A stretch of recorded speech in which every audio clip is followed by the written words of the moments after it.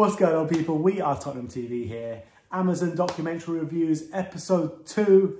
Obviously, we brought you the episode 1 yesterday. Today, we're going to talk about episode 2, and it starts off at West Ham away. Jose Mourinho's first game. What did you make out of episode 2 as like a general episode? Yeah, this is where we really got to see Mourinho in his element. The team talks, him talking to the players at halftime. This is where I'm getting the most value out of this documentary for sure. Getting this behind the scenes look at how Mourinho talks to his players at halftime and stuff like that. Getting the nitty-gritty into a bit of his tactical work as well. And we saw, like in the Olympiacos game, his little tactical tweaks at halftime making differences. This is really valuable and really good to see. And really makes you see what Mourinho could get into the psychology of the players and what he says to them to make them tick, and how he kind of does his confrontational leadership thing.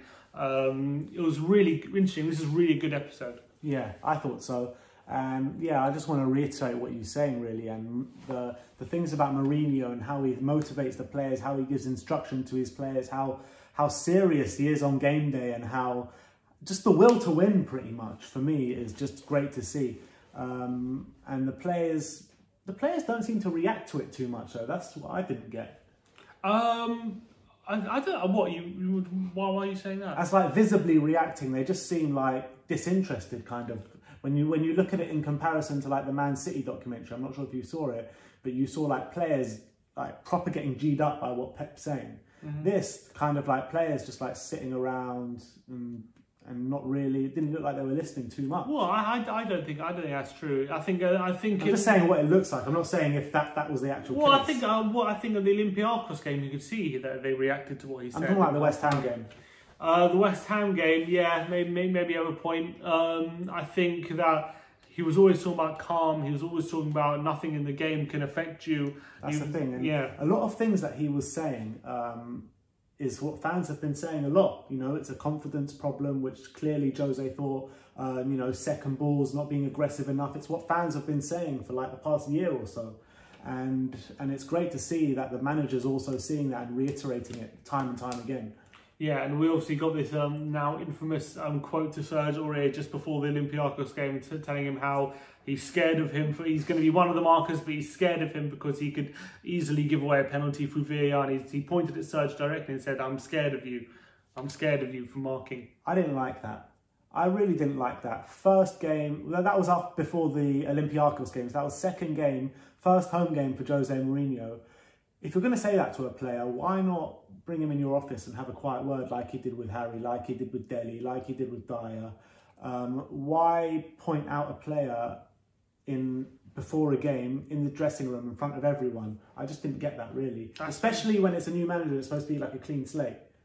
Well, that's Jose, isn't it? He has different. Agree with it? I mean, look, he has different ways of communicating with different kind of players. That's how he assesses it. Do I agree with it? How I personally would like to do things, I'm not a Champions League winning manager, but how personally I like to do things, yeah, I probably would have done it more privately. But he knows Serge Aurier is a player who's, throughout his time in his Tottenham career, has been littered with these kind of mistakes. And maybe doing it publicly could maybe shock him a bit. I don't know. I'm trying to get into the thinking. On the flip side of what I just said and how I didn't agree with it, Serge Aurier scores a worldie volley in that second half. So obviously he responded to it. Well, that was the second half. They did some tactical tweaks. We saw that Sacramento getting into the players, how he wanted Serge to get high up in the pitch. And when Serge was on the ball, he said, "Son, we need you in the box." And those tactics worked. It definitely worked in the second half against Olympiacos. We ended up turning that game around, winning 4-2. And also we get to see a bit of the leadership of Harry Kane in this one, how he speaks to the team for half-time. I think that's the first time we've ever seen Harry Kane like that. Yeah, because usually on the pitch he's not the most vocal. I think everyone saw Harry Kane in a bit of a different light after seeing these first 3 episodes. Yeah.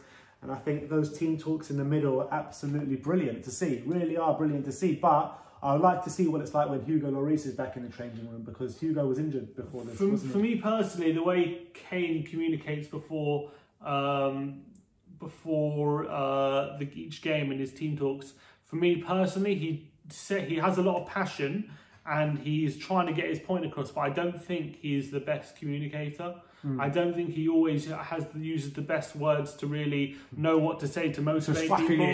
Yeah, that's what I'm saying. So, which I think, in terms of being a leader, he's clearly someone who's a winner. He wants the best for the team, and he doesn't accept mediocrity, which we'll speak about in the later episodes because he really gets into that.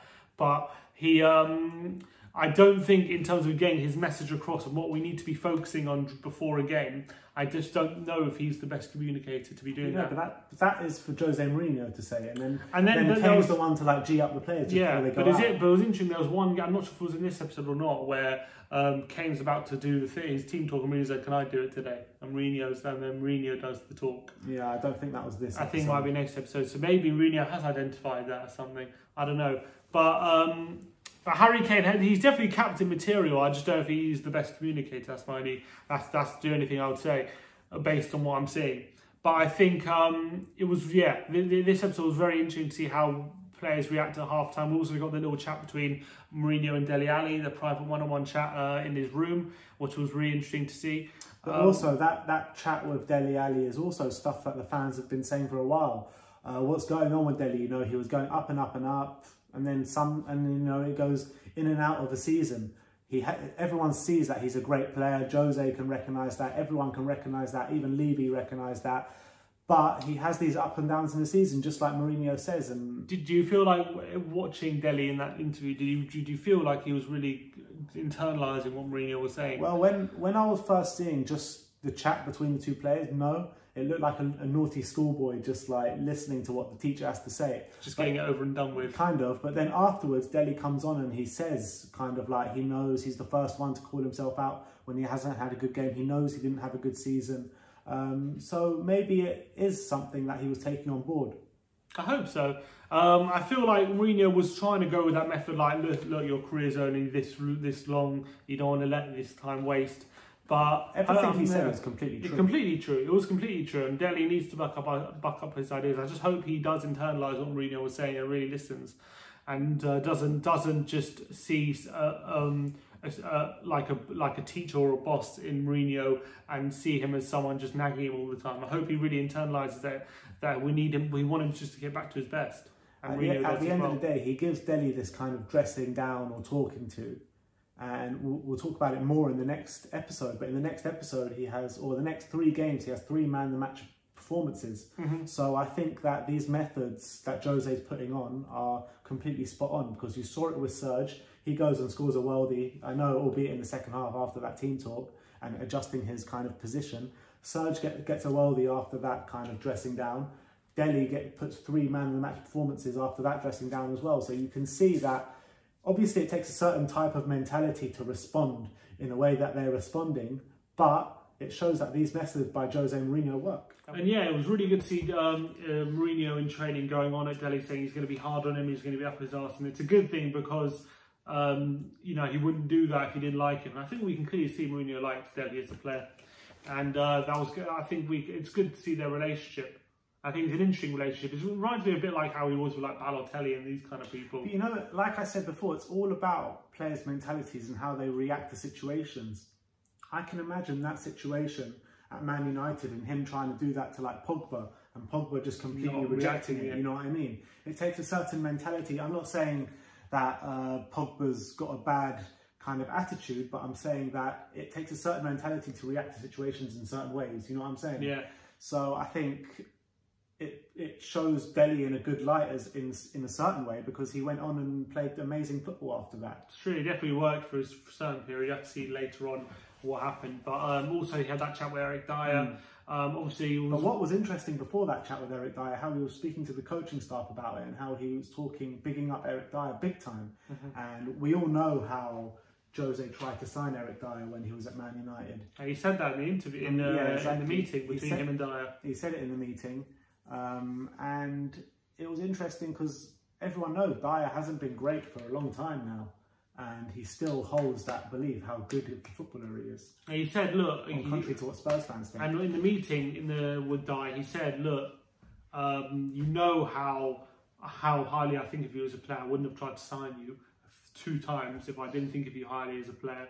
Obviously, I don't know what happened with under Pochettino. He asked him, he's like, look, what do you think happened in the past couple of years? Because you can tell me better. And Mourinho was like, I don't know what happened. I got injured. It was hard for me to get back in the team. And then Mourinho ended the meeting saying, look, now that Pochettino's gone and I've come in, I think this could be good for you.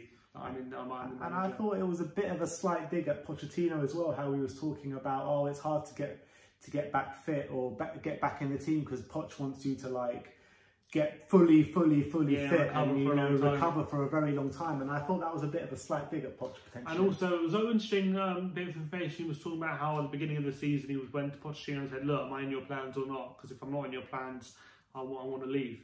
And clearly, I don't know, Pochettino must have told him he is still in his plans because he's still here. Yeah, he didn't seem to get an answer or anything, or he didn't tell us what the answer was. Yeah, he didn't tell us what happened, but it's interesting to see that conversation was being done. But I feel like some of these moments in these meetings are cut out, because I can see there's a few edits in there, which is a bit annoying. I like to see like a fully unfiltered what's going on, but I think there's clearly some information Spurs don't want to get out there, whatever it is. But yeah. What about that moment where Serge and Dele Alli were messing around and they spilt that drink on Jose's shoes? Oh my god, it's so cringy. First of all, Dele was cracking up and Serge was like shitting himself. And as well, when Aurier was getting that dressing down in the dressing room just before the game, you saw Dele Alli just smirking like a naughty school kid as well.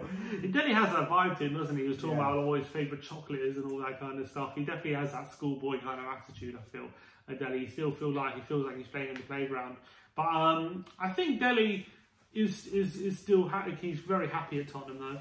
You can see that. So. Yeah, he's still talking about his he feels like Tottenham's a family. He might be a bit too comfortable though. Yeah, maybe that's the thing. Maybe that's something Mourinho has to change. Maybe he's too comfortable. He's too set in, like he thinks like he's at Spurs. He was playing at a certain level and he doesn't have to try as hard as he did when he first came into the team. So maybe that has to be changed. But I think.